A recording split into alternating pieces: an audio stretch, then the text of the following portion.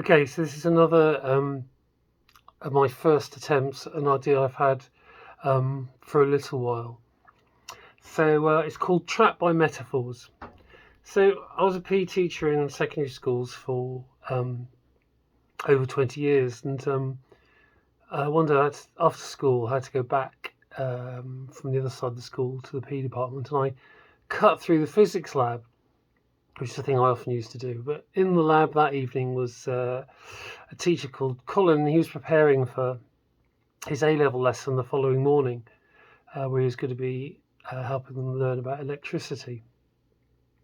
And during the course of the conversation, we got chatting, and he started to sort of show me sort of things he was going to do with them, and also what he hoped they'd learn about electricity.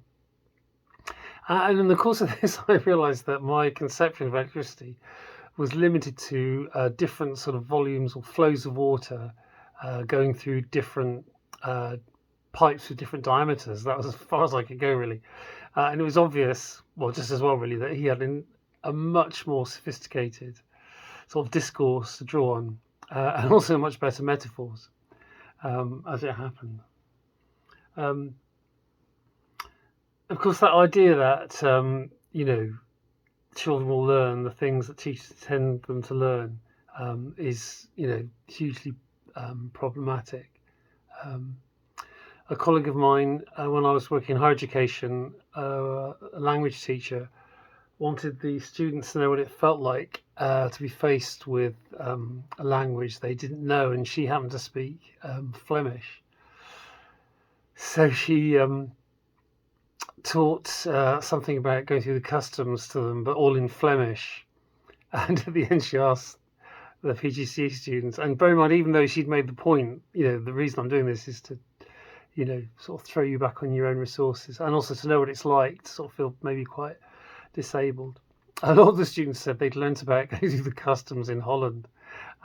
So I'm not saying that's not value, but it's interesting, I think, often that what we think we're teaching, kids getting something else.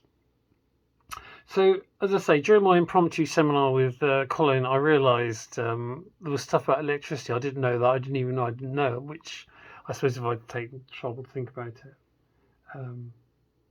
I would have known. And also that, the metaphors I had available to me were so basic, so inadequate. So I was listening to a government minister on Radio 4 recently, and he was talking about the economy, and because that's what he was saying. It seemed to me was very much tropes, we've heard many times before.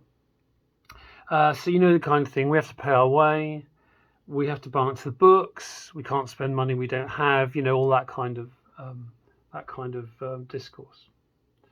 Now, I don't know much about economics, but I do know that comparing macroeconomics to the household budget is probably not helpful. Skelton in 2020 suggests that this comparing macroeconomics and household budget is a classic myth, and she argues it's actually a very pernicious one. And she says politicians do this to help their constituents understand macroeconomics. And I guess, obviously, I can't say there's no truth in that. I wonder, though, if also in that there is this idea that actually, in many cases, politicians don't have a particularly good understanding of macroeconomics themselves. And so, throwing themselves or drawing on the notion of household budget is helpful to them. But, of course, this made me think, if it is the case that some government ministers, even though they might be pronouncing on the economy, have only a very rudimentary understanding of economics themselves, it might be that they are actually trapped in the metaphor of economics as a household budget. And that, like my understanding of electricity, they're actually kind of trapped in that understanding of the economy as my understanding of electricity is water through pipes. Which made me think as well, it's just as well that managing the economy is just so low stakes, really.